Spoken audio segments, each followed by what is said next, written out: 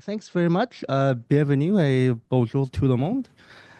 So this morning we have three wonderful panelists with us, and also we have Isabelle and myself, who are PhD candidates here at HSC Montreal. And to open this ongoing conversation to hopefully continue and enlarge dialogue and build relations, right? Better work relations with various communities, and also to expand, in the field of industrial relations, critical industrial relations. And also, of course, to forge better work relations, solidarities with researchers, but also with the wider labor movements. And I think being here at CRIMT is one of those. And I hope, these are longer term engagements and advocacies as well. So a bit about how this panel got going.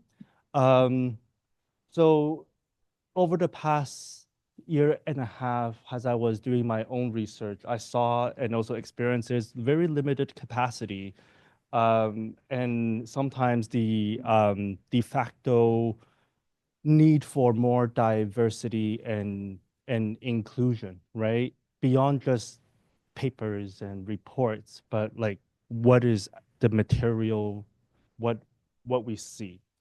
And of course, this is looking at academics and also within trade union environments where I might be the only person of color, and that is often repeated and repeated and repeated. So this also points to the fact that which interests are being prioritized, are being reflected, and what are the concerns, and also who counted, right? But at the same time, this panel began with a phone call, right, between myself and one of the panelists, and I was like, can you help me understand what I'm seeing?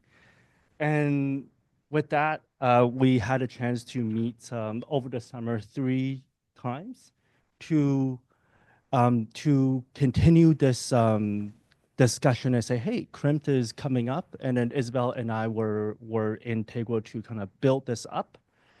And thanks to the panelists to kind of guide and kind of co-create this discussion here leading up to Montreal. Some of the funding resources were able to use some mutual aid, and also thanks to the Association of Rights of Home, Household and Farm Workers and the Center of Migrant Worker Rights, Nova Scotia, were able to be here.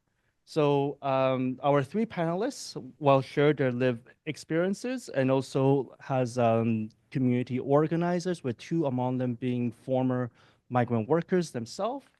And thank you very much for being here. And then I'll pass it over to Isabelle, who will facilitate some of the interactions. And I guess I will also say my name's Kai, but yeah.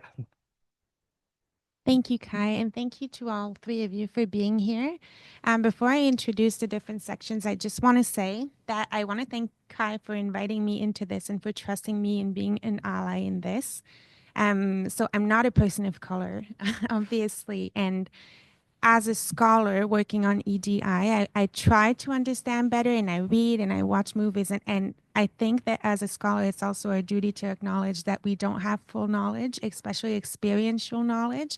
And I'm very happy to have been a facilitator and giving you guys the floor. It's an honor for me, and to hear from you and learn from you. So I'm very happy. And I think we all should.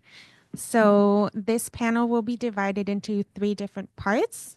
So we have 2 different questions, and each of the panelists will have about 10 minutes to answer each of these 2 questions. And then it was very important for them that we have sustained question and answer portion, just to engage discussion, because this is the main goal of this panel as well. So this said, it will always be in the same order. So Gabriel first, then Stacey, then Noe. And then at the end, if you have questions, you feel free to ask them, please. So the first part of the panel, we would like you guys to share your grassroots migrant justice activist experiences, including your wins and sacrifices. So we can hear about this from you, starting with you, Gabriel.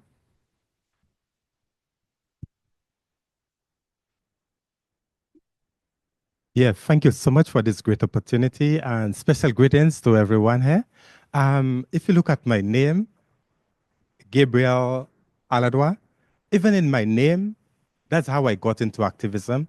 I like using props, but I'll use the board this morning. And how did I get into activism? Because of two things: colonialism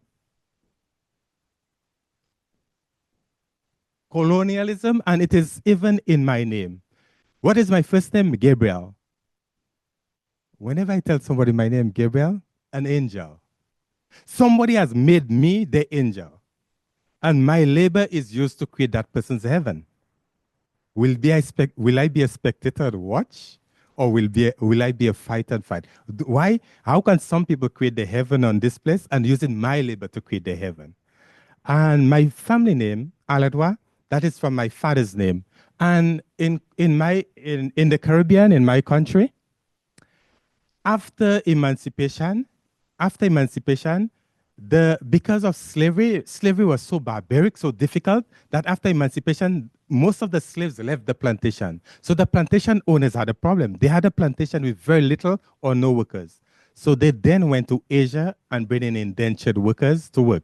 And that is one of the clear differences with indentured workers. Look at my first name, Gabriel. That's a Christian name.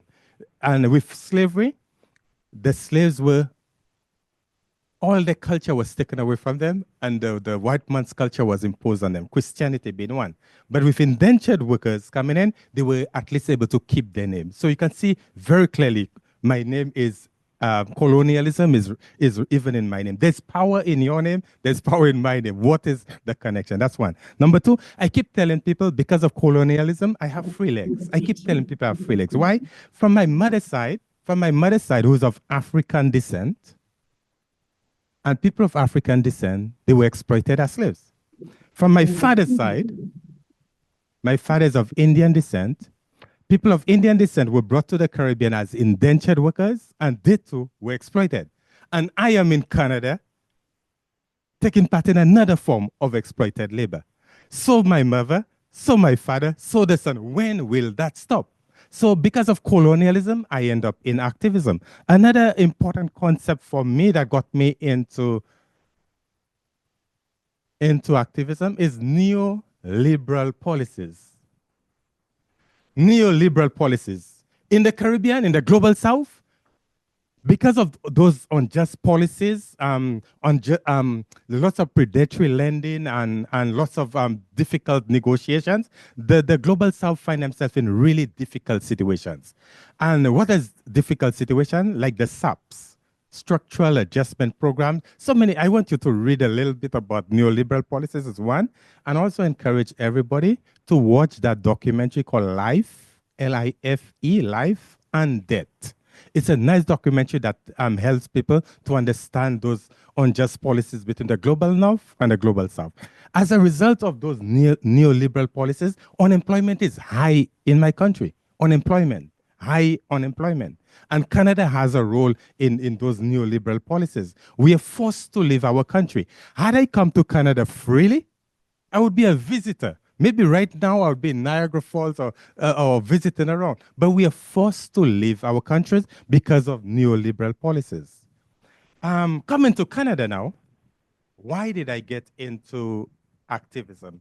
Coming to Canada, so many things. I want to say, one, in Canada, for simplicity, I want to tell you, in Canada, what I realized,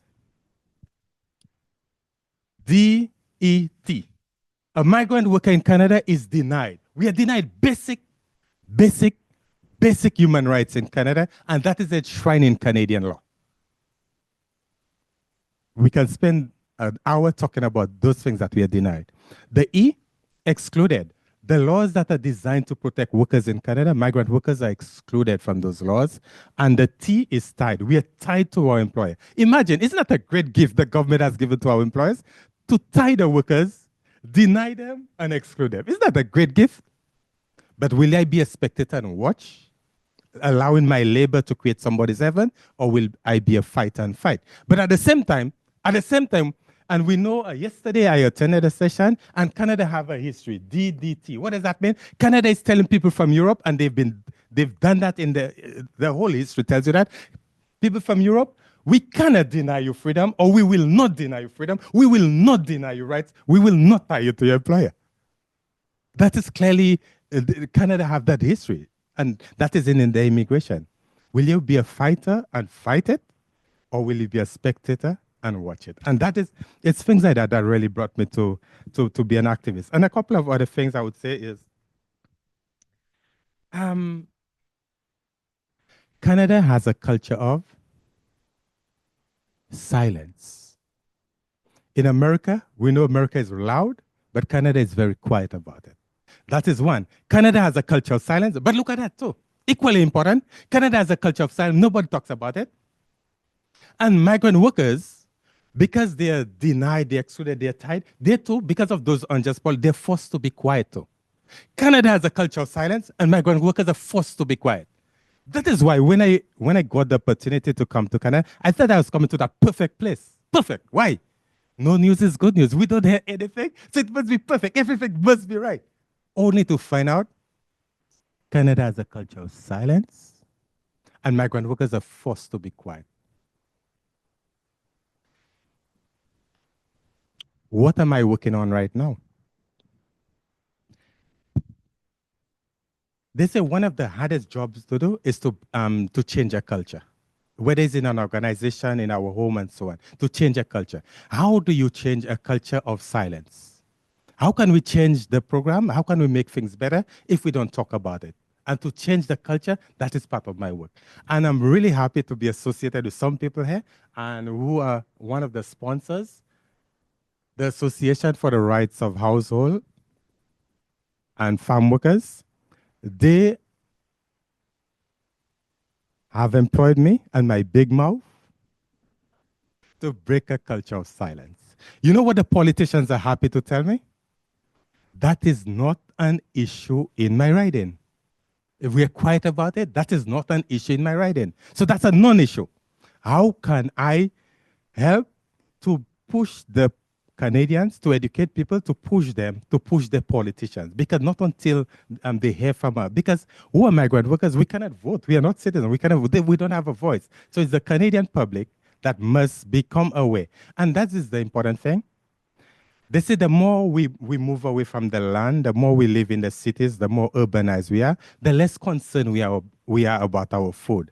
Now, at the end of the day, what is the important thing? Our food is being produced by people who are not treated well. Do we have confidence in the food system where the people are not treated well? Or don't we feel better to know that the people who are producing our food are treated well? And we are not saying the politicians are bad. We are not saying the Canadians are bad. We are not saying the farmers are bad. What we are saying, the policies of the politicians are bad. The policies of the politicians. And how can we change that? How can we change that? Is when Canadians are concerned about the food system. Are you concerned? Are we concerned whether our food is being grown by those who respect the soil, respect the environment, respect workers? Or we're not concerned whether they exploit the soil, exploit the environment, exploit the workers? That is creating that awareness. And the more concerned Canadians are, they'll push the politicians to change those unjust laws, unjust policies. What am I working on? Educating people, educating them. And to just educate people, to tell them about those things is one thing. But to tell them in such a way that they will take action is the important thing. I cannot do that by myself. I'm hoping that you will give me some ideas how I can push Canadians, because I don't know how to push Canadians to take action, right, to create a just world. And that is what I'm hoping to come out of it. And equally important are the unions. equally important are the people in academia. We all have a role to play. And how can we build relationships to transform the world? Because Canada is the second largest country in the world. Canada has lots of resources. I personally believe there's enough for everybody to live a decent life in Canada, but the way the system is, it's only a few people that are getting the majority. How can we create a fair and a just world? I'll leave it as that.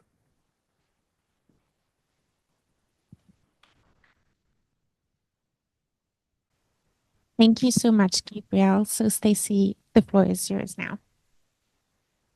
Thanks a lot. Thanks a lot, Gabriel. That's a great way to get started. Yeah, really appreciate hearing from you. So hi, everyone. My name is Stacey Gomez. I'm Executive Director of the Center for Migrant Worker Rights in Nova Scotia. Oh, okay.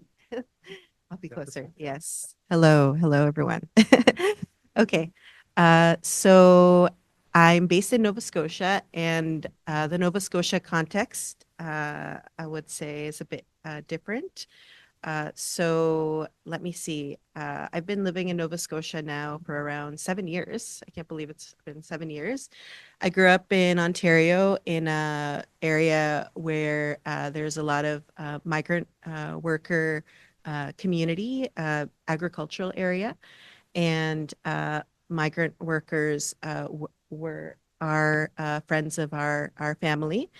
And then I lived in many places prior to that.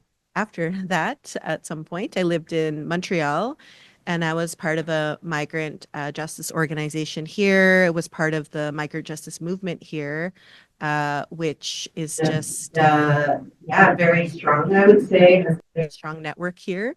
And then I moved to Nova Scotia for work. Being in Nova Scotia, I realized that there wasn't this kind of migrant justice organizing happening there. It was it was very evident. And so seeing that didn't exist, myself and a community member decided to start a small migrant justice group in Halifax. This was really, the only grassroots organization for migrant justice in Halifax. And that was, let me see, I think in around like 2019.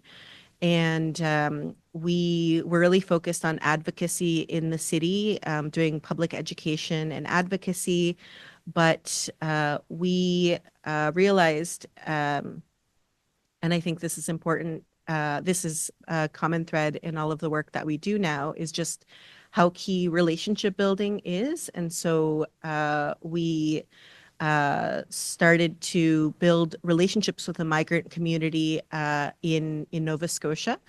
And because we realized really obviously the work needs to be grounded in direct relationships with migrants. And we were thinking where we want to connect with migrants in the community. And we realized that there was this community of migrant workers throughout the province, and there wasn't anyone that was doing any work with this community in the province. That was a big gap. And so we started to do relationship building and outreach in the province to build relationships. And at first, migrant workers, obviously didn't know who we were, we're just like, we just showed up one day and started to talk with people and build relationships. And I would say that, that's fair. I think that we needed to show that we were in it for the long haul, which we have been. And so, that small group turned into a provincial organization, which is now the Center for Migrant Worker Rights, Nova Scotia. And since that time, we've reached over 6,000 migrant workers in the province with our work. That includes in-person outreach throughout the province. That includes rights education. That includes direct support services to migrant workers in situations of abuse. community events, mutual aid projects like food boxes, and advocacy for migrant worker rights. And I'm definitely proud of the work that we have done, and it really has been really from the ground up, because I think in places like Quebec and Ontario and in other places, there's been decades of organizing with migrant workers. But for us, we really started that basically. There was maybe one-off initiatives that were happening, but we really created a network throughout the province with migrant workers. Let me see. I would say, maybe a bit about that work. It's in terms of some of the work that we are currently doing. So we're the first and the only migrant worker support organization in Nova Scotia. And so we do work throughout the province, and it's a smaller scale, like than in places like Ontario and Quebec, because also geographically it is smaller. And so so currently one of the projects that we're working on is, also key to our work is that we're a small team, and we work with a lot of partners throughout the province to bring them on board, to also recognize the importance of migrant worker community members as community members, providing support, expanding support in the areas where migrant workers live and work in the province, which is really throughout the province. So in Nova Scotia, there's the Annapolis Valley. That's like the agricultural area in the province, where there's migrant workers that are working on vegetable and fruit farms. There's Mexican migrant workers in the South Shore of Nova Scotia that are working on Christmas tree farms. In the northern part of the province, there's hundreds of women migrant workers from the Caribbean that are working in strawberry farms. And along the coast, there's also migrant workers in the seafood processing sector. So we always say migrant workers are really in every community, and we know that the sectors that migrant workers are working in has also expanded. And so our work has also been expanding, and primarily we've been working with migrant farm workers and also migrant workers in the seafood sector, those sectors that I mentioned. But also, as the government had been basically expanding the ability for employers to hire migrant workers, we'd also been receiving more reports of abuse and requests for support from migrant workers in other sectors. So we've supported migrant workers and work with migrant workers in sectors like hotels, food service. Recently, we've supported workers in the trucking industry. Recently supported a worker who came as a mechanic. So really a range of migrant workers. Currently, what we're working on, so in the Annapolis Valley, this key agricultural region, we are doing public education with community members. And I would say something that has been evident, I would say, growing up in Ontario, in this area where I mentioned, there's a lot of farms that employ migrant workers. It's something similar in Nova Scotia, where it seems like the Nova Scotian community or the Canadian community and the migrant worker community kind of operate as like different worlds. It's quite segregated, I would say. And that's very evident in Nova Scotia. And so part of our work is to build bridges between Nova Scotians and migrant workers, so that there can be more support for migrant workers, but also just something basic like people like knowing their neighbors, like building friendships, these kind of things that we know are important for well-being and mental health. And pretty basic things. So we've developed a popular education workshop to challenge the misinformation that Canadians are currently hearing about migrants, where migrants are unfairly being blamed for issues like the housing crisis, like a strain on social services, when we know that the majority of migrant workers are living in housing provided by their employers, like near farms and the seafood processing plants where they're working. In Nova Scotia, migrant workers and throughout Canada, migrant workers pay taxes but are often excluded from essential services. Like in Nova Scotia, they don't have many times they don't have access to the public health care coverage because of the restrictive rules that exist, that you have to have a 1-year work permit to be eligible for public health care coverage. And we know that migrant workers who are coming through the seasonal agricultural workers program can only work in the country for up to 8 months of the year. So they're being systemically excluded from public healthcare coverage, yet they pay into the system. And we know that migrant workers pay into the employment insurance, but so often are not able to access employment insurance benefits. So we're trying to challenge this misinformation that is very harmful for migrant communities. We're educating migrant workers about these recent changes that the government has brought in to limit the number of low-wage migrant workers in the country, because there's a lot of misinformation again, and then also a lot of fear for migrant workers as to whether these changes will impact them. So we want to provide good information, accurate information. And we're a small team, so we're always working on expanding our capacity as an organization. And I would say training and capacity building are also currently a priority in the work that we're doing. That's it for me. Thank you. Stacey, and lastly, Noe.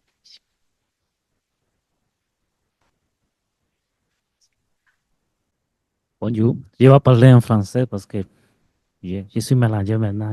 Je sais pas si parler en espagnol. Mon nom c'est Noé Arteaga. Je suis venu au Canada dans le programme de travailleurs étrangers temporal de un projet pilote. Ça fait plus de 14 ans maintenant. Je suis resté ici à Montréal pour me battre avec mon ancienne compagnie, c'est Sabura. Mais j'ai déménagé aussi à Halifax, en Nouvelle-Écosse. J'ai travaillé un peu avec Stacey, mais ici j'ai collaboré avec les centres de travailleurs migrants et aussi avec Solidarités sans frontières. Et c'était deux groupes qui sont appuyés et des personnes aussi qui me sont appuyées. Et je ne veux pas répéter les choses que les collègues ont dit ou les compagnons.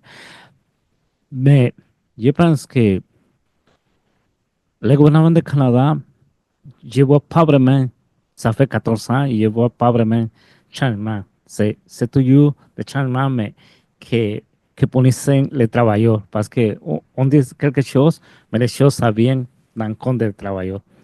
Je me reviens ici à Québec, ça fait 8 ans, je pense. Les travailleurs étrangers avaient le droit de la syndicalisation. Maintenant, ils sont plus là parce qu'ils sont temporaires, je ne sais pas, mais il y a, dans le programme, il y a aussi des travailleurs qui viennent plus de 8 mois. Il y a des travailleurs qui viennent pour 12 ans. Pourquoi ces travailleurs-là, ils n'ont pas le droit d'avoir la syndicalisation? C'est, on peut avoir d'autres choses que ce n'est pas la syndicalisation. C'est une chose que je pense que c'est une blague parce que ça va être l'employeur qui peut avoir les droits, qui sont les droits de l'association. Association à quoi? Sont des choses que je pense, mais je pense que Stacey a déjà dit, mais on paye aussi des taxes, on paye des impôts, mais on n'a pas vraiment le droit d'avoir ces choses de retour. Avant, j'ai entendu qu'avant, il avait le droit de la paternité, maintenant ça n'existe plus, il avait parfois le droit de chômage à maladie, maintenant ça n'existe plus parce qu'ils ne sont pas dans le pays, ils ne sont pas les droits. Mais parfois, la première chose que l'employeur fait, c'est l'envoyer chez eux parce qu'il ne sert pas ici, il ne travaille pas. Il perd toutes les choses qui sont comme déjà cotisées dans le système, mais ils sont rentrés chez eux sans rien. Je me permets plus parler de cas, mais il y a des personnes qui sont presque perdues de sa main, ils sont rien à boire, mais ils demandent, mais comme petite organisation, on n'a pas la capacité de pouvoir les envoyer de l'argent ou quoi, mais de l'argent qu'ils pourraient toucher, ils ne peuvent pas les toucher parce qu'ils ne sont pas au Canada. Mais c'est vraiment des histoires vraiment compliquées que ça, que pas beaucoup de monde les, les sache. Mais quand les personnes l'entendent, ils sont vraiment touchés. Il y a beaucoup de documentaires, il y a beaucoup de films, il y a beaucoup de choses. Mais c'est comme ça, c'est pas quelque chose qui attire le monde à regarder. C'est la réalité. Personne ne veut pas l'écouter, la vérité. Personne ne veut pas s'asseoir et le voir. O, o il y a beaucoup de monde et après c'est muy bien fatigué parce que ça devient quelque chose que c'est vraiment dur d'écouter parfois. Mais personne ne veut pas entendre, personne ne veut pas savoir que ça existe l'esclavage même dans ce cycle ici dans Canada. Et aussi avec les politiciens, ça n'importe pas ce qui a le pouvoir, mais on voit les politiques, ça devient en plus fermé pour les personnes qui viennent dehors. C'est, c'est vraiment quelque chose, et c'est toujours, comme Stacey a dit, c'est la blâme, c'est pour les immigrants, pour cette personne-là. Et parfois, je pense que quand il y a des accidents de travail, ou il y a des choses qu'ils veulent cacher ou qu'ils ne veulent pas dire, parce que comme ils ne sont pas dans les nouvelles, et c'est toujours la blâme, c'est qu'il n'y a pas de training et que les personnes n'écoutent pas. Mais parfois, même si les travailleurs sont faits des recommandations, ils sont dit on ne peut pas faire ça, ils sont quand même obligés à le faire. On a entendu des personnes qui ont mort parce qu'ils travaillaient quand il y avait la pluie, quand il y avait des choses que tout le monde a dit on peut arrêter. Non, mais les patrons pensent qu'ils sont bien pour travailler. C'est tout. Ça n'importe pas qu'est-ce qui passe à l'extérieur. Je ne sais pas combien de temps je reste. Eh, mais ya aussi avoir des questions pas vraiment parler, mais c'est quelque chose ça encore me touche. On écoute les nouvelles de yesterday qu'on va voir encore des changements, mais pas vraiment des changements. C'est quand même, on se souvient que ça fait quelques années aussi pour les travailleurs, surtout guatémaltèques, il commençait la loi de 4 années, qu'il pourrait venir 4 années et rester 4 années. On a eu beaucoup de cas, beaucoup de personnes qui ne sont pas revenues. Et c'est vraiment des choses que personne, de normales personnes n'entendent pas parce que tout le monde est préoccupé un peu pour la politique locale, pour les choses que ça passe, mais pas vraiment ce qui se passe dehors. Ou personne voit, parce que c'est ici à Montréal, c'est plus à Saint-Rémy, Saint-Eustache, c'est un peu loin, mais il y a des travailleurs ici qui habitent à Montréal, mais on ne les voit pas vraiment parce qu'ils travaillent dans la nuit, dans le secteur des poulets, dans des secteurs que personne veut travailler avec les salaires minimums ou avec les poids ou les choses comme ça. C'est ça. Je pense que je vais arrêter ici et pour avoir des questions ou d'autres participants. No worries. Well, thank you very much to all three of you for this first portion. It was very enriching, I would say. And so for the second round of questions, so we asked you about avenues for future collaborations and lessons based on challenges and solidarities with researchers and the wider labor movement, including trade unions. So how would you foresee the future working with these different instances? Gabriel. That's a tough question. Can I go home and study and come back?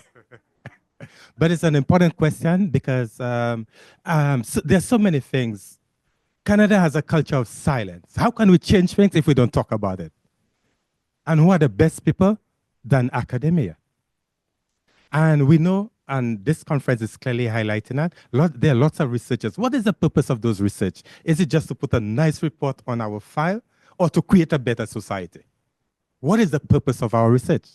And that is where there's need for partnership with academia.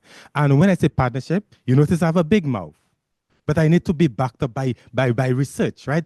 Because what can drive change is the reality of society. And who are the best people to bring out these realities are the researchers, academia. So there's need for that partnership. So researchers working with activists, that is very important in bringing out the information. Here's an example. Canada has a culture of silence. It was an academic person who helped me to publish my story.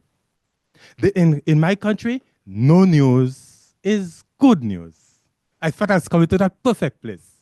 Perfect place. Only to find out no news in Canada is because of unjust laws, unjust policies. Some Canadians are very good at denying this problem is existing. Deny.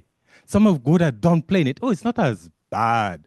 It's worse in the year. Some are good at delaying the conversation, derailing it, deflecting the conversation. Who are the people that can help us to bring out the story? How can you deny that story? Some Canadians are good at denying. Who helped me to bring out my story? An academic person. Breaking the silence. How can we change it if we don't talk about it? Academia. By the way, in a short while, I'll be circulating some strips of paper.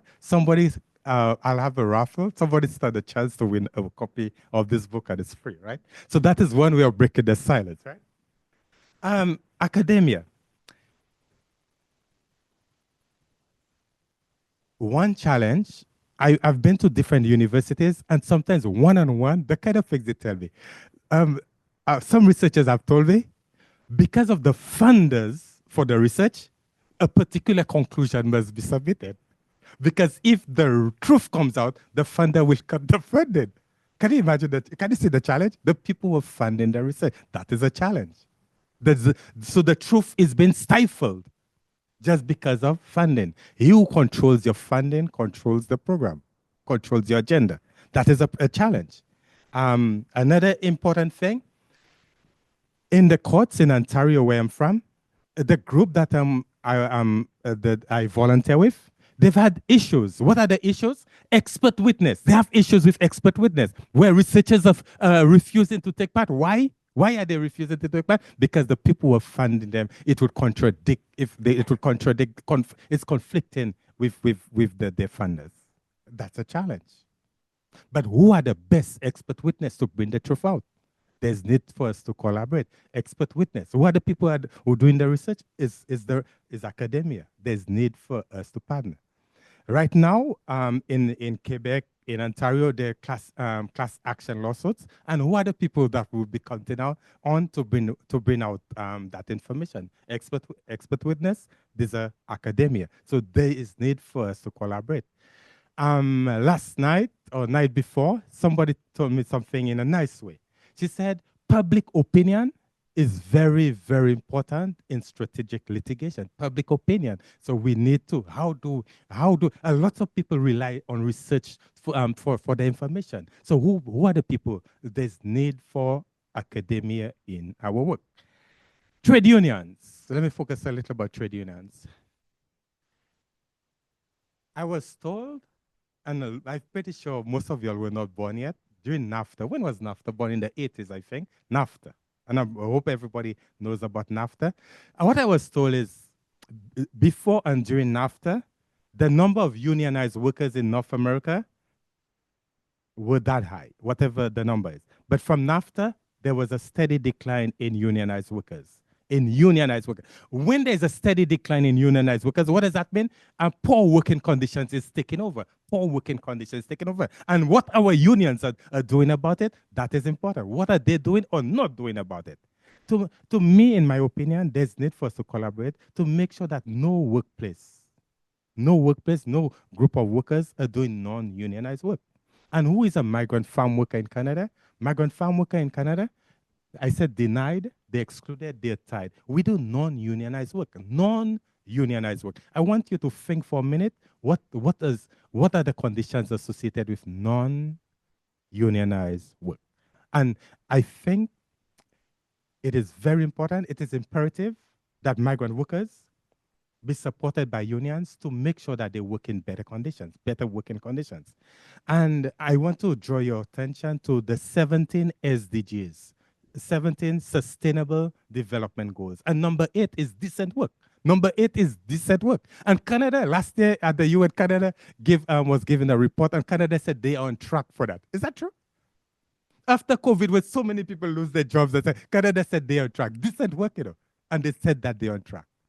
And 2032 is the time frame that people are hoping to achieve that, right? So we have work to do. And where is the union fitting? They have a role to play in decent work. And what is the point? What is the point of work? What is the point? Isn't it for us to live a decent life, predictable life?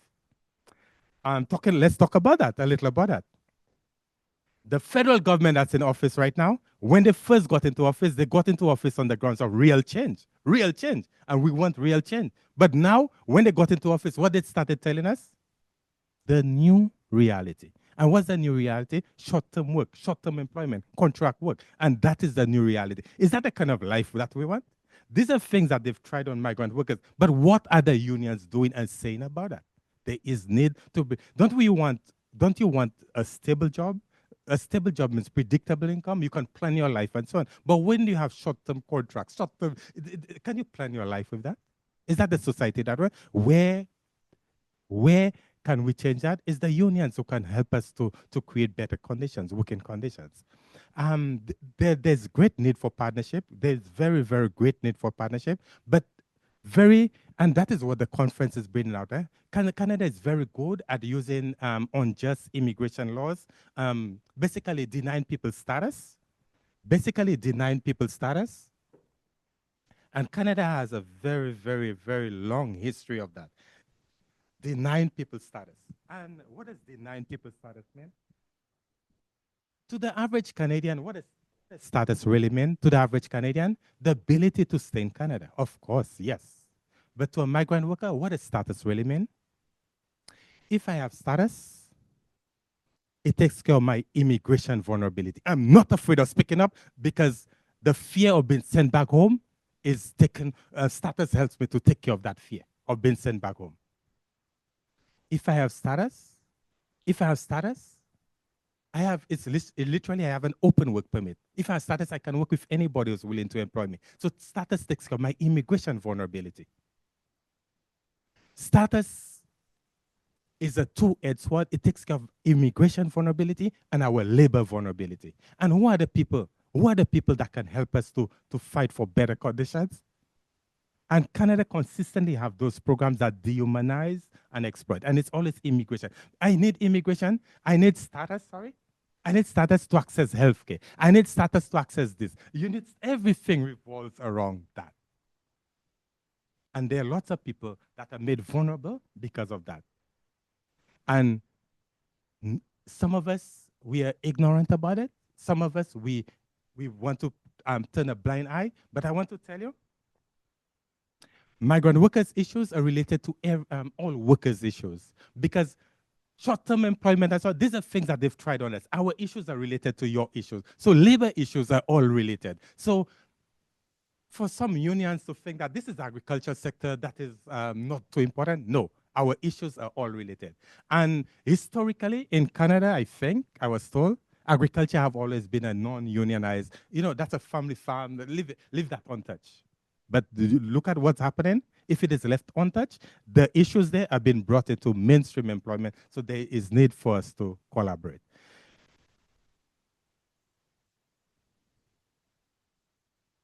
Are these unjust laws and policies, are they natural laws? Are they natural laws that we are changing? No, these are human-made laws, human-made policies. And what are the politicians saying? That's not an issue. That is not an issue. That is not an issue. So when we wake up, when we form partnership, that is where we will bring change. How do we get those changes? By pushing the politicians, by pushing the politicians. And as I said a while ago, what somebody said, public opinion is very, very important. Public opinion is very important. public opinion. For example, pot is now legal in Canada. Did the politicians just wake up one day and say, oh, let's make it legal? It is because of public pressure. A lot of the benefits that we have is because of fights and fights and fights. And what is the best fight? When we all stand united, because we all stand together to create a fair society. Which one do you want? A country with a lot of laws to make sure that everything goes in order? Or you want a country where there's peace because there's justice? Which one do you want? Which one do you want? Think about that. Thank you. Thank you. So I want to, start with sharing a few stories that really highlight some of the issues that we're seeing in Nova Scotia. And as Gabriel said, we need to connect the issues, what's happening with migrant workers and what's happening with the broader community. So in Nova Scotia, as Gabriel said, there has been a culture of silence and also of silencing migrant workers. And I would say we know that for many migrant workers, it's very difficult to speak out about their stories because of the significant risks that they face. Migrant workers are typically on closed work permits. They come here with temporary immigration status. This means that they can easily be fired, sent back to their home country, and if they're on the farm work program or the seasonal agricultural workers program, not called back again. They can be easily blacklisted for no reason from the program. And so part of our work as an organization, I mentioned relationship building has been key, building trust with migrant workers, connecting with migrant workers. And so, as I mentioned, we've built a network with migrant workers. So I want to share a few stories from that work. So in 2022, we were reached out to by a migrant worker, and her friend was severely ill in the hospital. She passed our contact to her friend. So we connected with this worker, and she was ultimately diagnosed with cancer. And she had come to Nova Scotia as a migrant worker on a strawberry farm. And so what ended up happening, so we worked with this worker and provided support and information and navigation support. And the worker was ultimately, she was, so I want to bring this story and then provide context that for a number of years, our organization has been advocating for more equitable healthcare policies so that anyone without immigration status coming to Nova Scotia would have public healthcare coverage. And we know that this is a movement and a call that has been happening throughout the country. So we had been for many years working on this campaign. And so in Nova Scotia, I mentioned seasonal agricultural workers are excluded from public health care coverage. So what happened in this situation is that this worker, whose name is Kai-Hsin Burnett, she was diagnosed with cancer. She was then fired by her employer. For seasonal agricultural workers, they live in employer owned housing. And so when she was fired, she lost her housing. She also lost her private healthcare coverage, and her immigration status was just, I would say precarious as a result of this. So this case and her story really highlighted the vulnerability faced by migrant workers, where so much is in the hands of the employer. And when you're fired like that, that can just easily put you in a situation of vulnerability. And for anyone, having a cancer diagnosis is already one battle. And then as a migrant worker, to have to face these other layers to, and not know where you're gonna, what you're gonna, how you're gonna get coverage for the treatments that you need, and what to do next. So Kai-Hsin was brave, and she decided to so she decided to stay in Nova Scotia to seek treatment for her cancer, where her employer and the government agent were trying to send her back to Jamaica, where she and she was quite clear, if she went back there, she would not have a very good chance of survival. And if she had not stayed, she may be dead now. And so this was a life or death situation for her, and she decided to stay. And so yeah, we were able to find short-term emergency housing. We connected her with an organization that we collaborate with that normally doesn't work with migrant workers, but they did provide support, and were able to provide support in the situation, thankfully, to support her to apply for a temporary resident permit and then federal healthcare coverage. All the while, Kai-Hsin decided to speak publicly about her case. And in Nova Scotia, we had not, there was maybe one previous story that I had seen of migrant workers directly speaking about their stories in the media in Nova Scotia, but this was really among the first stories that came out in Nova Scotia media that really highlighted what are the realities being faced by migrant workers in Nova Scotia. So it was pretty groundbreaking to have her story out there. And we worked with Kai-Hsin, and so there was a big campaign. There was public events in support of Kai-Hsin, lots of advocacy to the provincial government to call on them to extend provincial healthcare coverage to Kai-Hsin. And just the media was closely following her story. And I would say a lot of Nova Scotians were invested in Kai-Hsin's story. They were really following her story. And so then the media also followed her story. And thankfully, her story did have a positive outcome. And she was granted the temporary resident permit, and then she was granted federal healthcare coverage. And then now she has provincial healthcare coverage. But that was, so she was able to get provincial healthcare coverage because she was able to get a work permit for over a year, and then that made her eligible for provincial healthcare coverage.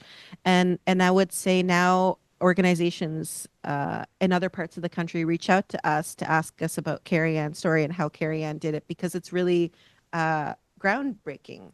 It's not common. We know that just not too long ago, there's just other stories of migrants with precarious immigration status also applying for federal healthcare coverage and being denied. And so it is a win that she was able to get this healthcare coverage, something so basic as healthcare. So that's a story that I wanted to share. And so now we know healthcare is just so basic. And we know that we have a crisis with the healthcare system.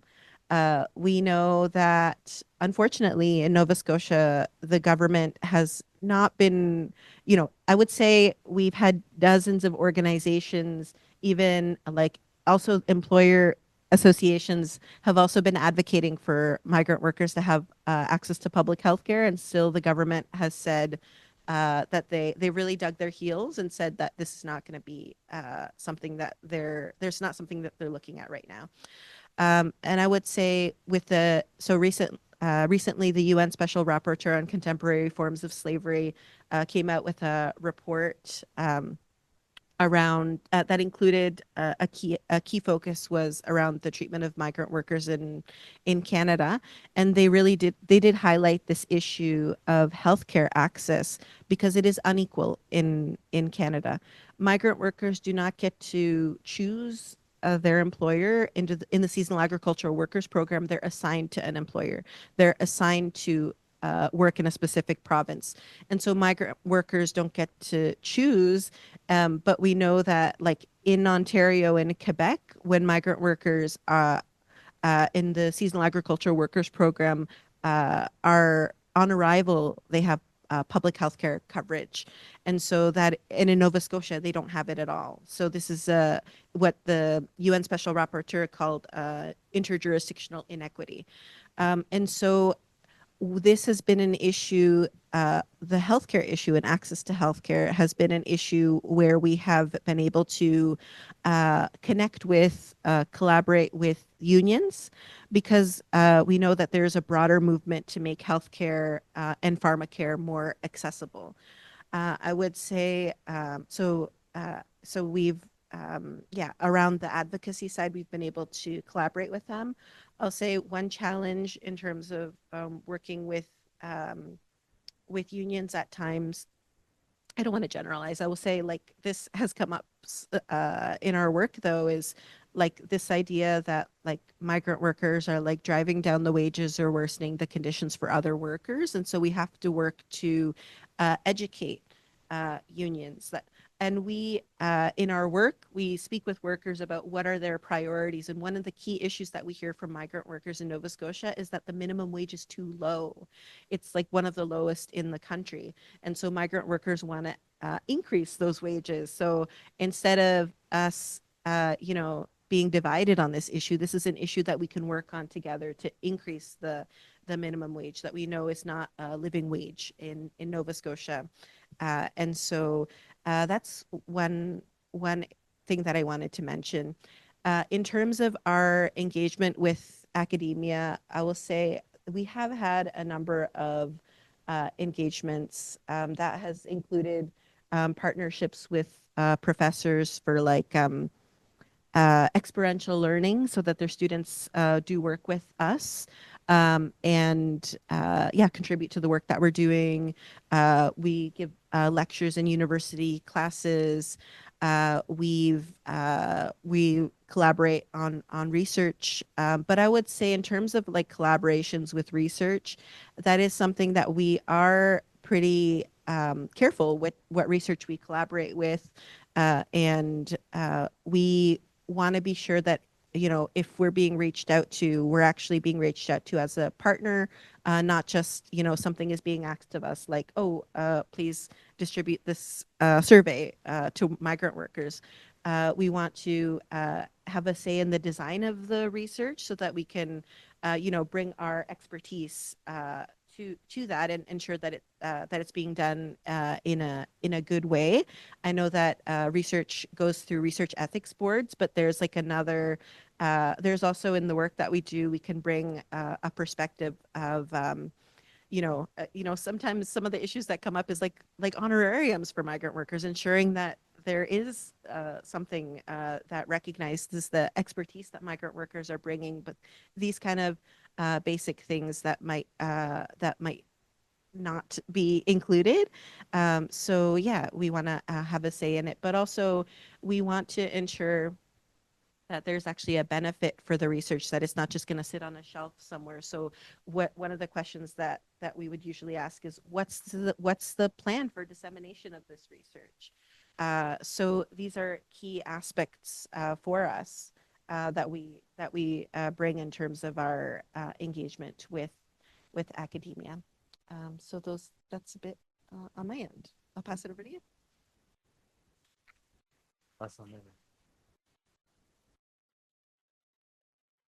Ok, wow. Moi, je ne veux pas vraiment m'excuser parce que peut-être parfois j'ai dit des choses sans beaucoup réfléchir, mais c'est pour moi. Mais comment est-ce qu'on peut travailler ensemble avec les syndicats et avec les chercheurs? C'est, premièrement, c'est des choses peu compliquées parce que on doit faire beaucoup d'éducation avec les syndicats, que parfois c'est vraiment c'est compliqué. Je vais mettre un exemple très, très court, très facile. Mais même les syndicats, il se bat pas por ser trabajador. ¿Cómo es que se va a bat por de personas que son de menace, como le decir, que son de personas que va que te le job o de personas que va a prendre, qu'ils sont va s'investir dans les syndicats. C'est ça. Bah, je vais mettre l'exemple à Post-Canada. Dans Post-Canada, il y a des syndicats, des grands syndicats. Mais il y a des personnes qui travaillent dans la pharmacie, qui travaillent pour Post-Canada, mais pas vraiment officiels, qui font presque le même travail et qui sont vraiment sous-payés. C'est juste, je mets des exemples à niveau canadien. Qu'est-ce que les syndicats ne font pas? Bah, ça. Ou, de ce droit, maintenant, on voit en plus qu'on n'a pas de personnes pour prendre l'argent, on a des machines. Mais qu'est-ce que les syndicats font pour ces travailleurs-là? Rien, vraiment. Mais c'est une chose un peu dure de dire, mais c'est une réalité parce qu'on on le voit de plus en plus, tout c'est automatisé. Mais quand euh, les syndicats, ils ne voient pas de profit avec les travailleurs parce que je ne pense pas les cotisations, tout ça, ça, ça devient un problème. Et pour les travailleurs aussi, ils ne veulent pas avoir plus de choses à payer. Ils sont venus ici avec une idée de améliorer sa vie, pas de laisser l'argent au Canada. C'est comme ils sont déjà, ils payent déjà des impôts, ils payent déjà. Comment est-ce qu'ils vont payer pour une chose qu'ils ne pensent pas qu'il va, qu'il va profiter? Ok, c'est ça. Dans mon côté personnel avec l'académie, je pense que l'académie c'est bon, mais ça devient un peu la chose compliquée, c'est d'où vient les fonds. C'est pour qui. Chaque fois que je participe dans une étude ou dans quelque chose, je demande que mon nom soit inclus. Même avec les protocoles, ça, parce que je pense que ça, c'est comme, pour moi, c'est invisibiliser les personnes, parce que mon nom, c'est quelqu'un, parce que quand on dit, il y a des travailleurs, c'est qui ce travailleur? Cette personne, il a un nom, cette personne, il a une histoire, cette personne est venue ici pour certaines choses. Mais avec tous les projets ou tous les académiques, parfois, je aussi demande une copie. Mais parfois, je n'ai jamais reçu les copies quand ils sont finis son étude. Même, même c'est une chose que ça ne prend pas vraiment beaucoup de temps m'envoyer l'email dans PDF. Mais parce que maintenant, je travaille dans la construction, mais même pas le temps pour, comme avant, que j'étais plus militant, que j'avais plus de temps de chercher, de savoir qu'est-ce qui se passe. Mais pour les travailleurs, même des choses que Stacey a dit, les travailleurs sont vraiment, ils veulent, parfois, vraiment, il y a des travailleurs qui veulent raconter l'histoire parce que c'est anonyme. Il y a des travailleurs aussi qui veulent plus parce qu'ils sont déjà eu d'expérience. C'est comme ça vient pas, ça pas bien fonctionné. Alors, on doit aussi respecter avec les personnes qui veulent avoir plus ou non avoir parce que ça, ça des choses, mais quand il y a une étude, c'est toujours, ça va être vraiment anonyme. Mais parfois, je ne pense pas que ça rappelle pas les personnes pourquoi je vais participer dans une chose qu'il n'y a pas vraiment de nom. Il n'y a pas vraiment de choses.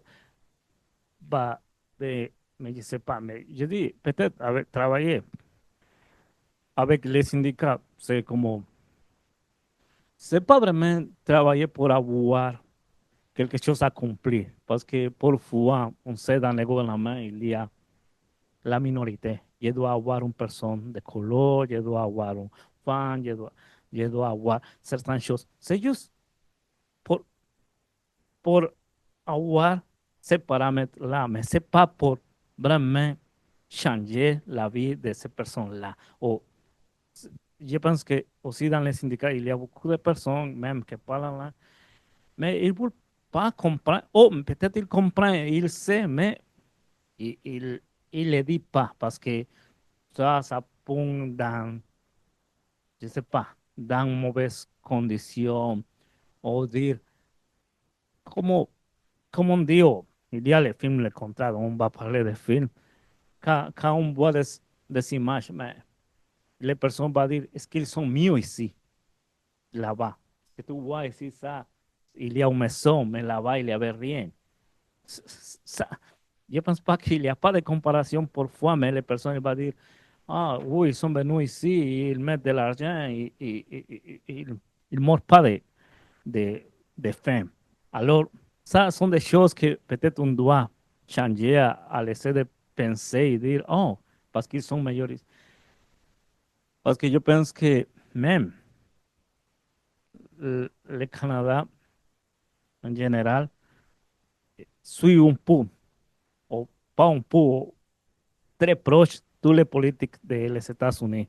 C'est pas vraiment que on est vraiment différent. Beaucoup de monde dit on est différent. Bah, je m'inclus, mais c'est pas vraiment que on est différent. C'est comme on voit peut-être que ça devient maintenant dans la prochaine élection les conservateurs, les personnes qu'on a refusées pour, pour longtemps. Mais qu'est-ce qu'ils ont fait les libéraux dans ce temps-là pour changer les politiques des immigrants? Je pense que dans mon côté personnel, je pense que rien, mais je ne sais pas de l'autre personne, pas.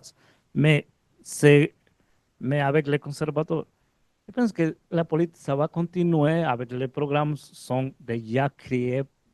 C'est pas des conservateurs, c'est pas des libéraux, c'est vraiment quelqu'un, le pouvoir de l'argent qui manipule un peu para avoir cette loi. Il y a des choses peut-être que je vais me permettre de rencontrer avec les sans pour les migrants, que no cosas. On a beaucoup de choses avec les farmers, les personnes qui sont les, les personnes qui amènent les travailleurs. Ils, ils ont tous les droits, même les droits de ne pas payer, lo que ici s'appelle, même j'ai oublié, la CNSST. Ils n'ont pas le droit d'avoir des accidents de travail parce que l'employeur ne paye pas.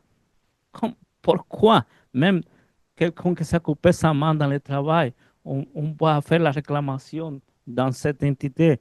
Il dit, non, il n'a rien ici. Et juste avec une assurance, mais l'employeur ne le veut pas dans son endroit. Alors, comment est-ce que tous les syndicats, il n'y a pas de recherche sur ça? Parce que, je ne sais pas, mais comment est-ce que cette industrie, l'industrie agroalimentaire, il peut avoir beaucoup de droits parce que c'est toujours pour ces farmers, pour ces personnes-là, mais il ne voit pas les pour travailleurs qui font faire les choses pour ce monde-là ou pour le Canada. Quand, quand était Covid, pourquoi ces travailleurs-là ils pourraient venir? Pourquoi? Alors, sont des choses qu'on continue à dire, ils sont essentielles, mais pas vraiment, on n'a pas, il peut travailler, mais il ne peut pas avoir des droits de travail. C'est vraiment compliqué. Mais en plus, je vous remercie tout le monde qui travaille, soit de loin, soit de proche, pour traiter de changer les choses. Mais quand on fait ça, on voit que les changements, ça améliore pas, ça empire. Mais on essaie, mais peut-être si plus de monde essaye, si plus de monde peut faire des choses, peut-être les choses vont changer plus vite.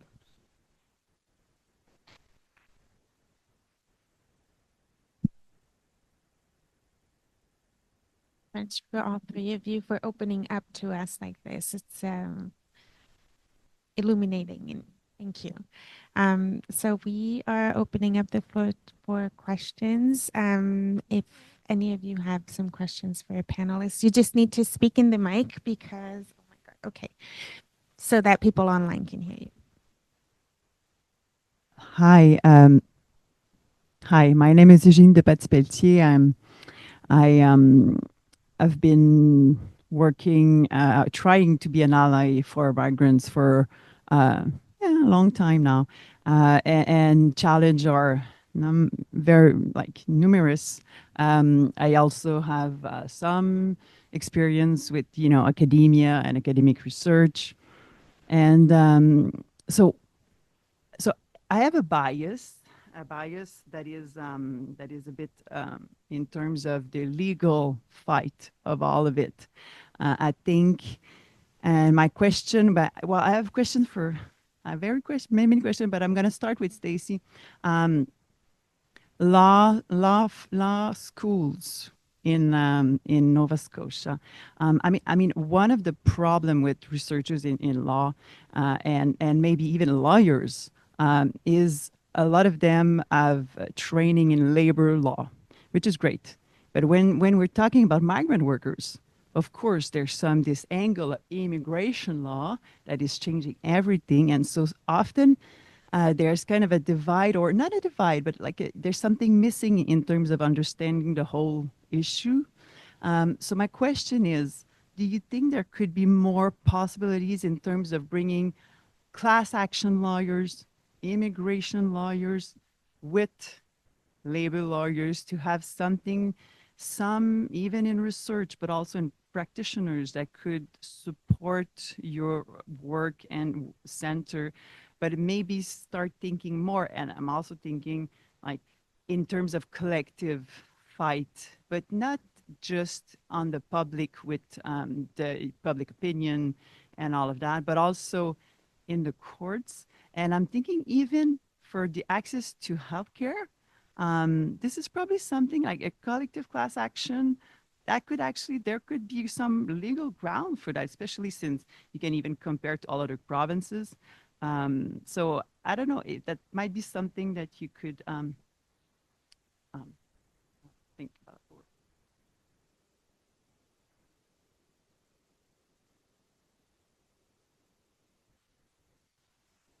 My question was with her, like it's on the same view. I had one. Gabriel, you talked about how we need to use the public to put some pressure on the government because the policies are not equal. But I'm also wondering, how can we involve multiple levels of actors to give that pressure? How can we get allies that have maybe more voice and to bring them with the cause so then it's more strong and has maybe more impact as a collective movement? So that's my question. Maybe I have another question, but okay, just and then again, the whole white researchers, white union members, white community workers, always the challenge trying to, yes, give a voice and at the same time trying to do something. So it's always an issue. And it's not fair, I guess, to, put the onus on migrant to, well, tell us more, tell us what to do, tell us when to keep silence, when it's not always easy. So that's, yeah, I'm just raising that in a sense that it's a real issue. It's everywhere, including, and Kai was talking about the academia world, but also in unions. And I think it's just that the topic of this panel is something that should be literally raised like every month, every year across the, yes. Yeah. Yes. Okay, I'll start. Yeah, thank you. Thanks for bringing up that question about the potential class action lawsuits. And I'll say, okay, as an organization, we are, let's see, have been doing this for a number of years, but still fairly new. So I'll say currently we have been developing partnerships with legal associations in Nova Scotia. So we have a great partnership with the Halifax Refugee Clinic, but we have been expanding our partnerships with other legal organizations in the province. And so currently, I would say, we are trying to expand the roster of lawyers that are also supporting our work. One key priority in our work has also been, we do work with law students because we want to, we want for legal professionals in the future to continue to work with migrant workers and to have that as part of their the work that they're doing, and that enriches the work of social movements and strengthens the work of social movements. So that's, I would say, we're currently in that, and I have been thinking about the potential for class actions. Especially, there are some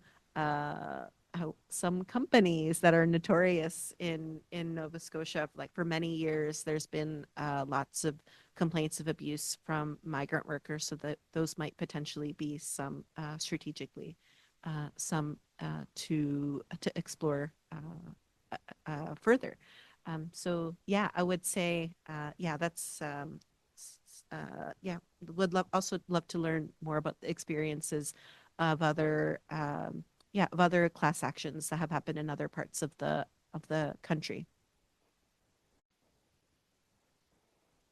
Ouais, si je me permets aussi ajouter quelque chose, oui, ça c'est toujours de bonnes idées, mais le problème c'est toujours quand on doit éduquer, mais quand on demande, quand on a des problèmes et on cherche quelqu'un, l'argent c'est un peu le problème parce que parfois, et parfois c'est pas juste l'argent, parfois il y a des conflits d'intérêts avec les personnes qui travaillent dans certaines choses qu'ils connaissent peut-être.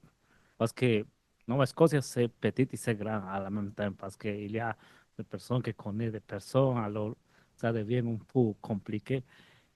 Mais c'est pas juste, oui, on pourrait faire ça, mais je pense que c'est faire plus grand, c'est pas juste des avocats, immigration, c'est peut-être le faire un peu plus grand avec tout le monde, parce que ça, c'est comme une réalité pas vraiment bien connue dans la Nouvelle-Écosse, mais peut-être ça sont des choses qu'avec le nouveau centre, il pourrait faire des changements. Et l'autre chose, c'est impliquer aussi les travailleurs, parce que pour avoir tout ça, on doit avoir tous les partis. Mais comme on sait, c'est toujours, Stacey a dit, c'est le peur de ne pas revenir l'année prochaine, et ça devient un peu plus compliqué que les travailleurs se compromettent à faire des choses comme ça. On a déjà des process avec des travailleurs qui sont dans le secteur de... Comment est-ce qu'on dit? C'est le process. Ouais. Et ces travailleurs, mais ils sont comme... C'est pas vraiment quelque chose de médiatisé, mais ils ont déjà fait un chemin avec des personnes qui sont vraiment pas utilisées bien le programme.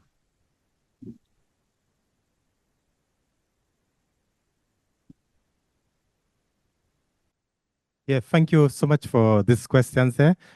Two things I want to say regarding your question. It's not directly related. In Ontario, last week I did a presentation with a firm, a firm of lawyers. They deal with labor. The key person told me over the years that they've been there, the key focus was labor issues, right, employment, right? But they've expanded to include even higher people, class action.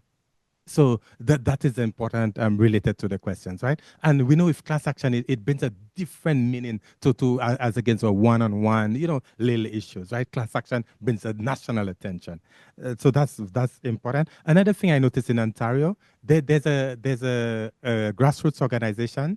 They got some funding, and I call it a breeding ground or an incubator, where the lawyers that are in school, they train them to become activists, aware of the issues and so on. So even in school that you're breeding those people, it doesn't that make the future feel bright and so on. So these are things that I don't know that is maybe possible in your province also. That get from school, starting them at an early age and basically preparing them for transforming our landscape.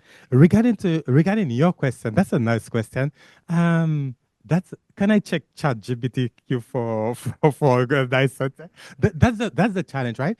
That's why in labor movement, what they say, the workers united will never be defeated. The workers, and that is the thing in society. What do the politicians use? They use race. They use this. They use that. Everything to pit us one against the other. But injustice is injustice, and that is the important thing, right? To collaborate with people and see that there are more things that unite us, right? Rather than things that separate us, right? Because what the politicians love, when we are pitted one against the other, the system just continues, right? The politicians are happy with that. Now it takes a lot of effort for us to bridge our issues. How do we do that? I don't know. That is why some people, they do documentaries to sensitize people. Because when you have a shallow understanding of the issue, you behave one way. But when you have a deeper understanding, you behave differently. When you speak to a worker directly, understand the worker, you see it differently. When it is over email, it's one way. But to see people in person, and that is why I'm really grateful for this opportunity. Hearing it straight from the horse's mouth, it changes the equation.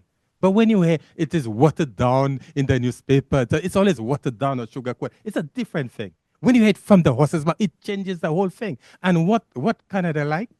To whitewash the stuff, whitewash it, you know. They can speak for the workers. I've attended session and it's the farmers speaking for the workers, my workers, you know, this and that. They speak for the workers. Let the workers speak for themselves. And again, because of unjust laws, unjust policies, you do not always hear it from the workers. And that's why I'm happy for this forum here, this session here. It takes out the barriers that you heard straight from the workers, right? And how can we collaborate? That is a $1 million question. But that is the solution, right? We know the problem. How do we fix it? That is like halfway to do that. But again, public pressure, and public pressure, there's strength in numbers, and we need to think of ways on that. So I wrote a book. I want to go to every home in Canada. But I cannot do that. I wrote that book to get to many homes. I want you to help me to get to more homes. So some people wrote like the book. A while ago, I said about DET. What did I say? DET stands for denied, excluded, and tied. During the week, I did a presentation at a school. You know what the student told me? That also means disposable, exploited, temporary, because of her understanding that the research that she read and from the books and so on. I felt different that she have another understanding. And again, when people have a deeper understanding of things, it changes their behavior.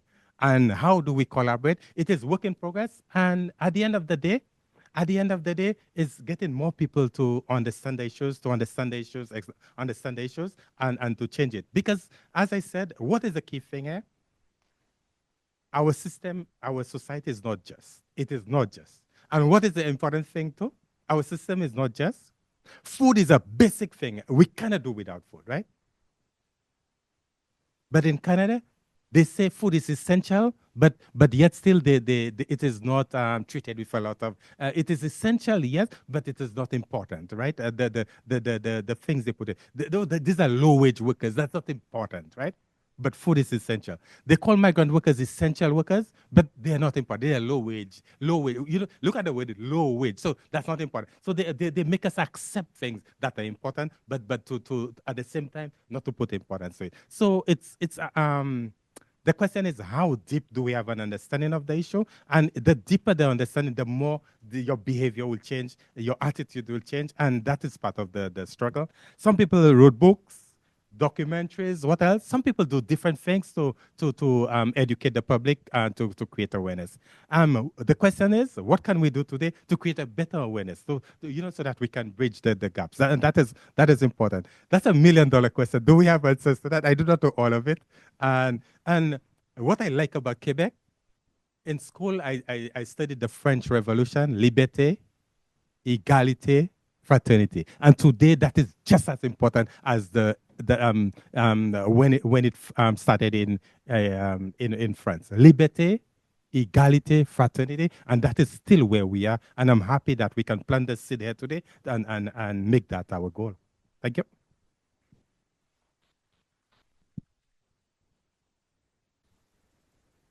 I think it's my turn. My name is Marianne Perrault. I'm a PhD student in social innovation at St. Paul University. First, I really want to thank you all of you. It was really, really great to, have all those stories and sharing you did. I was wondering, because we were talking about the allies who can help in this fight. And I was wondering, is there some employees' behavior which tend to be interesting and that we can also put in light to say, like, okay, this is like, guys, this is what we're looking for here.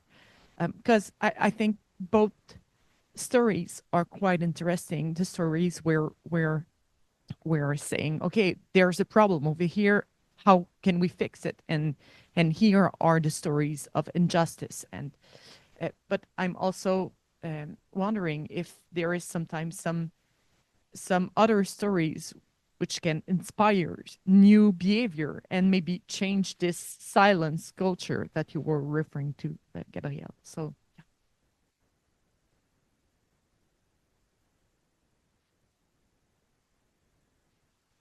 I have another question, if I can.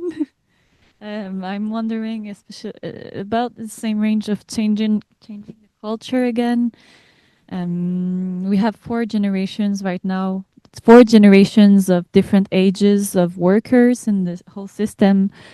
Should I don't know, it's an open question. Should we focus on those who will be the future leaders more and educate more when they're younger, or for the next future, for the next generations, and maybe not give up on the older ones who will soon retire, but focus more on the next ones, and maybe take a break and maybe invest for the long term and say, okay, maybe it's going to take more time until they grow, but if we start changing the culture when they're younger, educate them younger, maybe in a few years it's going to help. I don't know. Thank you. Thank you very, very much. I really appreciated this session. I'm from Newfoundland, and I've already posed this question to Gabriel and maybe to Stacey before. But I mean, Stacey was very useful given where I come from, where particularly migrant workers in seafood processing is a new and rapidly expanding phenomenon. That's the area where I work, but also where there doesn't seem to be a migrant workers organization like the one you have in Nova Scotia, even though we have many, many migrant workers. So it's very useful to get a sense of how you built your organization, which is more recent, I think, than many of the ones in Quebec and Ontario. So I'm interested to know, first of all, who are your collaborating? I mean, part of the issue is the widespread dispersal of migrant workers across a huge landscape. I mean, Newfoundland and Labrador is much bigger than Nova Scotia, and they are spread out in many, many communities, and that you don't hear their voices for the most part, except to say how wonderful things are. And so therefore we don't have to do anything because the employers are lovely and we get along really well, and so on and so forth. So I'm interested, was that the original discourse in Nova Scotia, that everything is lovely and so on, and things have only started to change? But also, you know, who might we bring together to do this work? Because the work needs to be done, and it needs to be done soon. And I'm sure all of you could add to that. Bueno, hoy sé cómo comencé un grupo. Yo voy a responder esa cuestión porque yo pienso que je sais pas comment les autres groupes sont nés ici ou dans la Colombie-Britannique ou à Ontario. J'ai pas d'histoire. Mais, mais un peu, qu'est-ce qui s'est passé à la Nouvelle-Écosse, c'est que je pense que Stacey, il déjà avait travaillé avec des travailleurs migrants un peu partout, je dis l'Ontario, Canada. Mais moi aussi, je suis ex-travailleur migrant. Et on était à Nouvelle-Écosse et on a vu qu'il n'y a pas vraiment d'organisation parce qu'il n'y a pas d'organisation parce qu'il n'y a pas de fonds. Ça, c'est la première chose. L'autre chose, c'est qu'il y a les nouvelles. C'est toujours les nouvelles. Je me rappelle un peu quand dans Guatemala, le programme a commencé, c'est un peu les nouvelles, c'est un programme que tout le monde va gagner. Les travailleurs vont gagner, les employeurs vont gagner, les pays qui les envoient, ils vont gagner, les pays qui les reçoivent, ils vont gagner. tout le monde va profiter. Ça, c'est une histoire parfaite. On va employer des travailleurs, on va avoir mort de divises, c'est ça. Et quand on voit aussi, on peut les nouvelles, la Nouvelle-Écosse, c'est toujours où on écoute.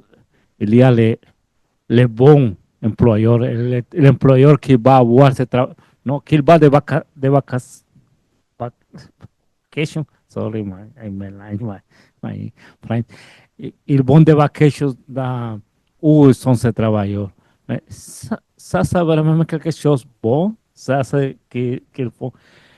J'ai entendu un peu dans les réunions qu'on a avec les organisations d'accueil, parce qu'il y a beaucoup d'organisations d'accueil pour les immigrants qui vivent dans la Nouvelle-Écosse, dans Newfoundland, qui font un peu le travail, mais quand même, c'est un peu la même chose avec les syndicats.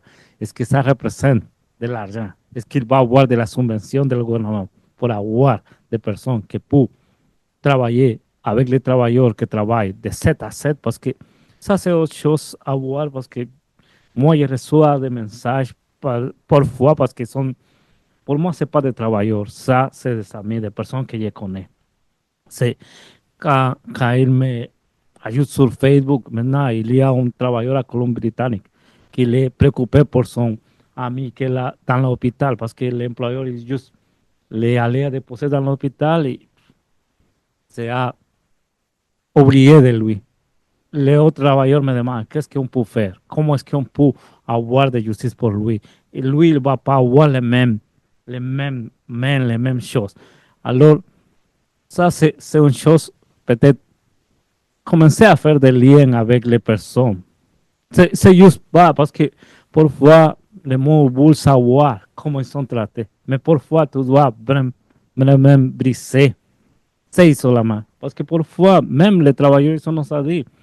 Parfois, les personnes dans Walmart ou dans les superstores, ils nous voient comme quelque chose de différent. Parfois, même, c'est juste, c'est une personne, c'est un salut, un sourire, ça va changer les jours de travail. C'est même qu'ils sont dit, parce qu'ils se sentent parfois qu'ils sont, même qu'ils ne peuvent pas rentrer après un bière dans un endroit parce qu'ils ne sentent pas que l'air ne sont pas bienvenus.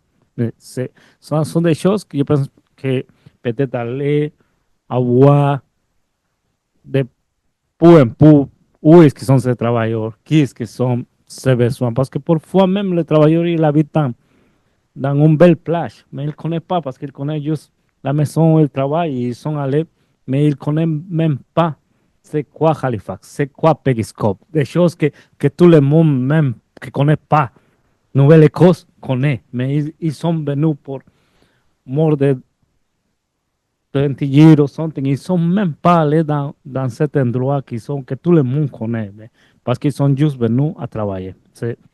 Peut-être sont des choses qu'on pourrait faire, à parler avec les personnes qui sont un peu la sensibilité, qui peuvent peut-être essayer de changer des choses, parce qu'on a parlé avec des personnes, mais comme on dit, sont des organisations. Même parfois, on ne va pas dire qu'on est parfait, parce que parfois, on ne peut pas faire les choses. Mais essayer de faire les choses un peu plus. Et je pense que j'ai parlé beaucoup.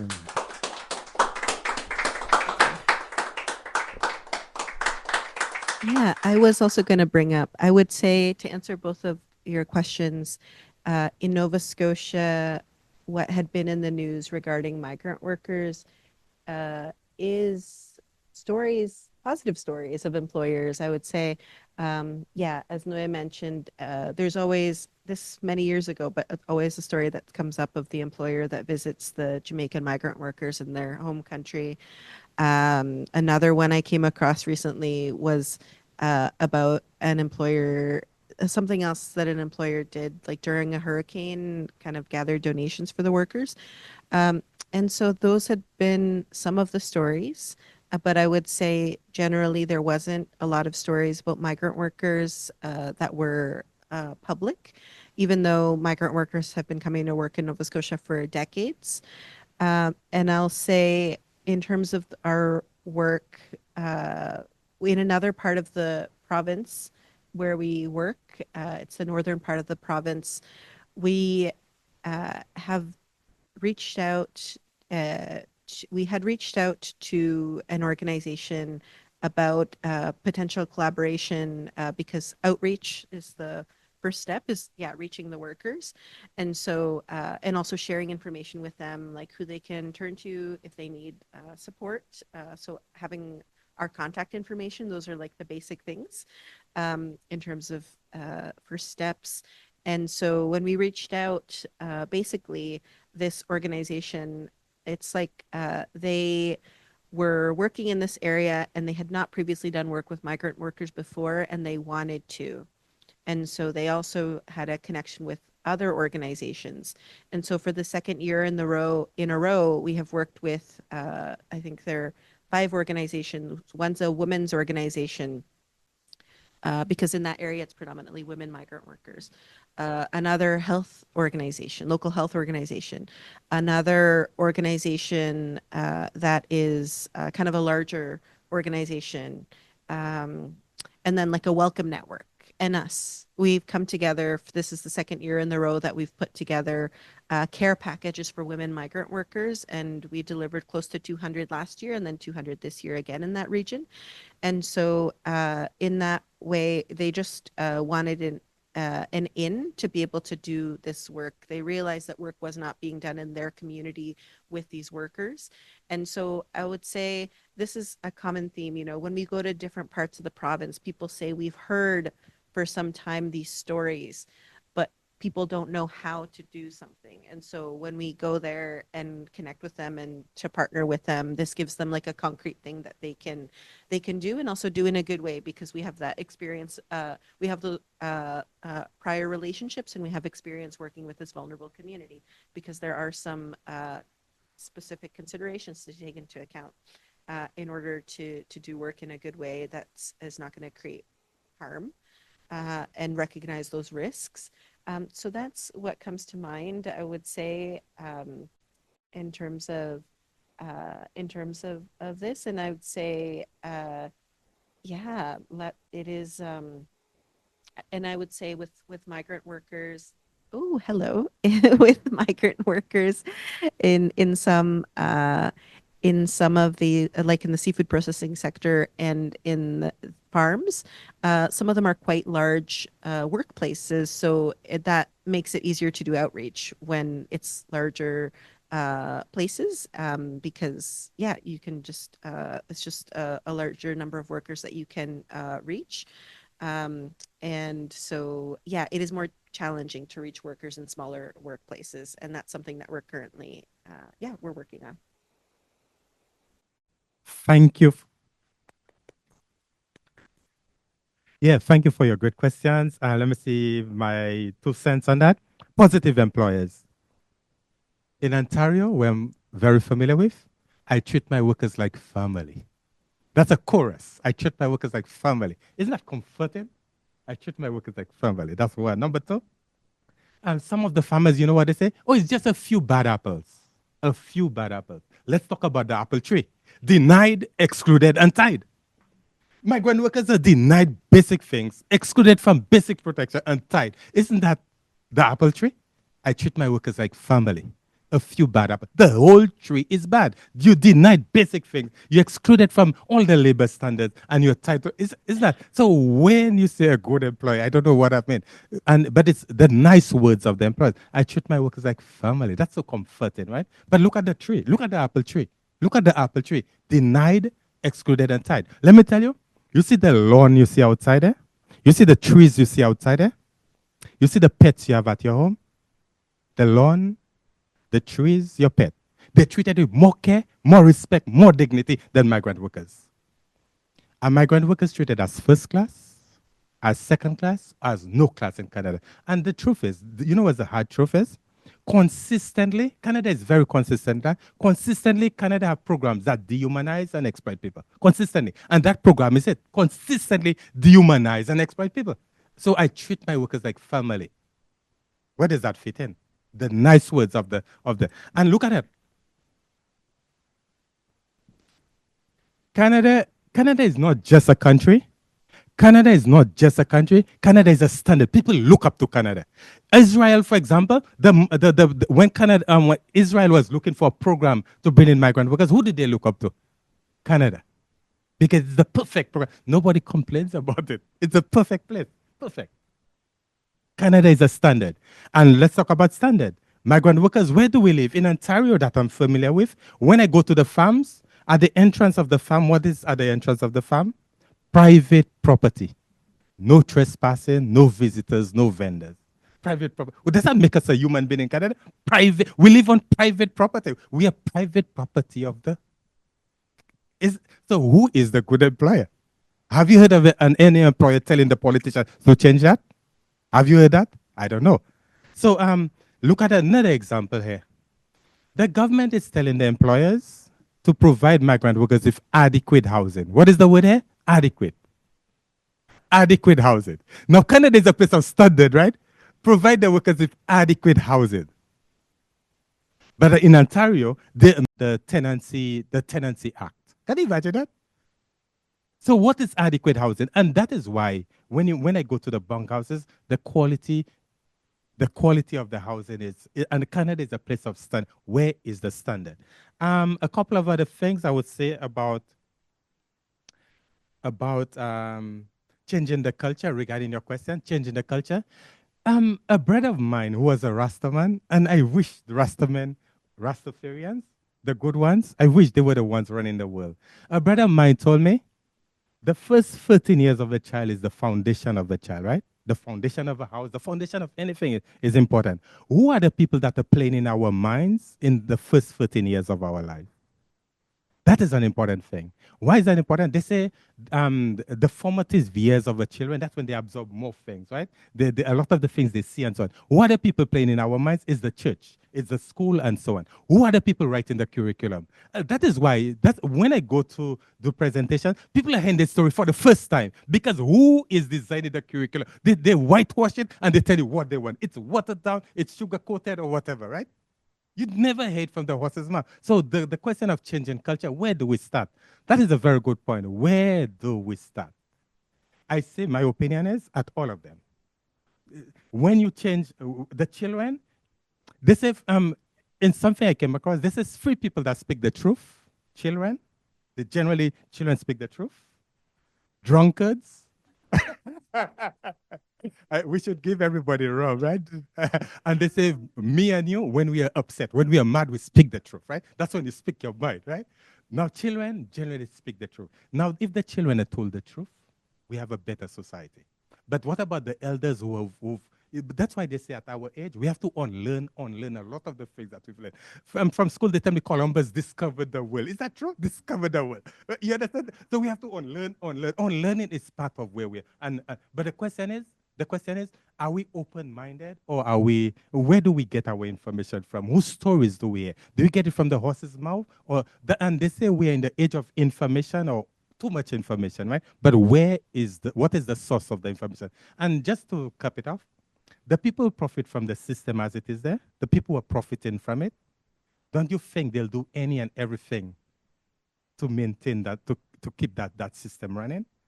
So there's a lot of advertisements, and they do lots of things to make sure that the system continues as is. And the politicians, what they do, they want to pit us one against the other. So we can't change the system. My opinion is the children are important, but everybody else, even the elders too, because the elders, sometimes they babysit the children. And what are the stories they tell them? There's the nice stories. So everybody plays a role in creating a better future. Thank you. But that's, if it's okay, I'm mindful of the time. We have one more round of questions, one final one, and then we can debrief and then finish, okay? And what an incredible, before I go to our next, I do want to pick up this point on information and disinformation, right? I think this is critical to get the public opinions, and I think the policies and the politicians, right? There's a lot of P's in what you guys have shared, right? And of course, power. So this getting this information around migration and migrant tied to so many things will be critical to not only the class action, but also say who will be behind you. Because often these class actions, the judges are also sensing what is the longer arc of this judgment, right? And where things might be going. Can you say a bit more about and this is also tied to some of these, we are here in a business program. I can tell you, many things have been obscuring and actually clarify, right? Of the content and things that are written about, right? Discussed. And sometimes but it is also quite important to have, you talked about this, like giving accurate information. Say a bit more about that, but I think there's also something to be said about positive behavior change too, right?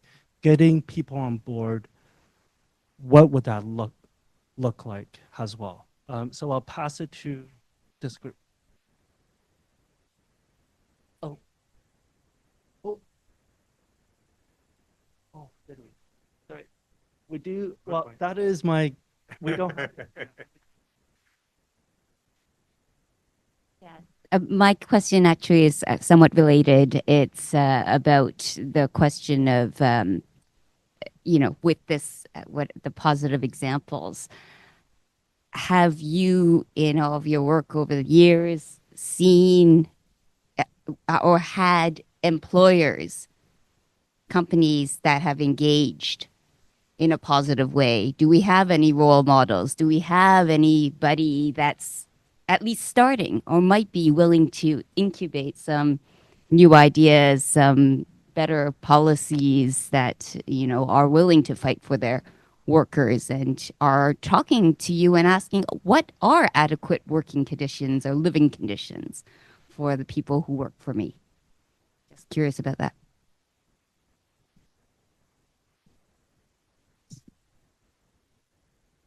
Yo creo que ya dime, yo pienso que c'est le système, c'est le mauvais.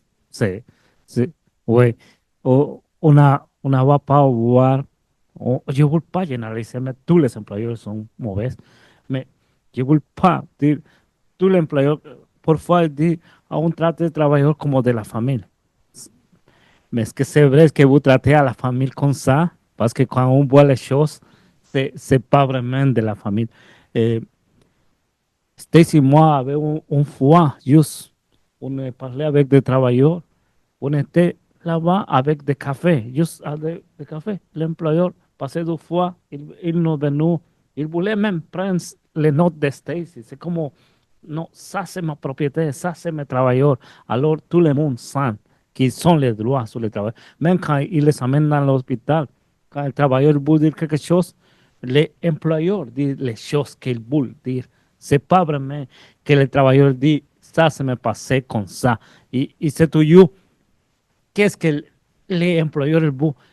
Même les travailleurs, ils n'ont pas dit quelque chose. Je voulais rentrer chez moi. Non, mais les employeurs disent ils veulent aller chez Guatemala, chez le Mexique, chez Jamaïque. Parce que c'est des choses que ça vient automatiquement pour ne pas avoir tous les problèmes qu'il va avoir.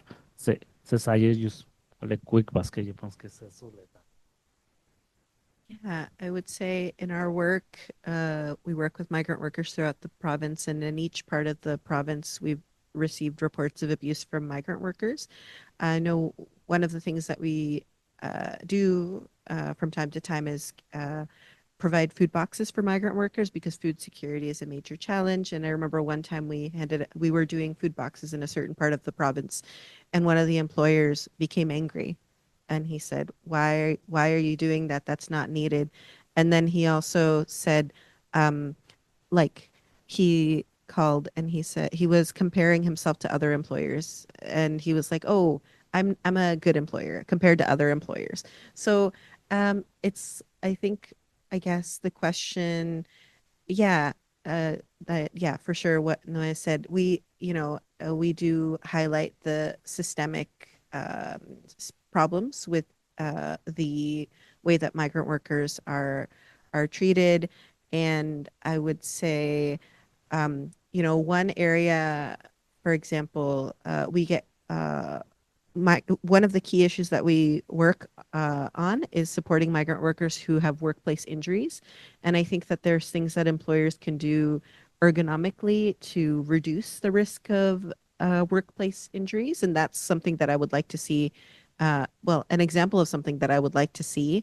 I think employers could do, we hear from migrant workers in one part of the province that they do a lot of like strawberry harvesting, and it's on their knees. And another part of the province, at least one place we've heard, it's not, the employer has set it up in a different way so that it's less harmful to the workers physically.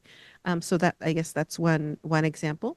And the issue of workplace injuries and abuse are closely tied, because some employers have a responsibility to report workplace injuries, but they don't often do it. And sometimes they just send the workers back to their home country without getting proper medical attention and benefits that they're entitled to.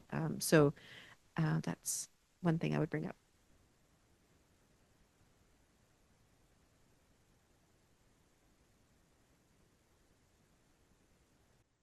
Generally, I need to say in Ontario, I don't know for Quebec. In Ontario, generally, there are two groups of farmers, NFU and OFA.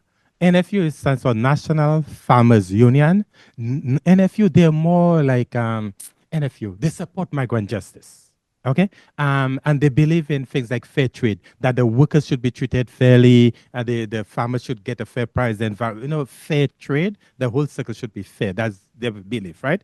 In OFA, Ontario Federation of Agriculture, it's profit, it's profit, it's profit. It's my crop, and they do not see you as a human being, right? So now why I say that, in Ontario, there's a study, there's a group of people that did a study, and they want to bring that in Canada. And what is that study? In a place in Florida and a place in California, because of public pressure, the consumers, they want Costco, they want the players to source food, to buy their food from farms that treat their workers well.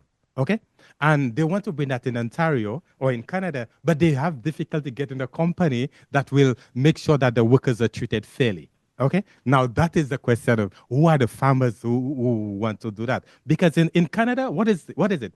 Food, clothing, shelter. These are basic things, right? Food, clothing, shelter. In Canada, food is not a basic necessity.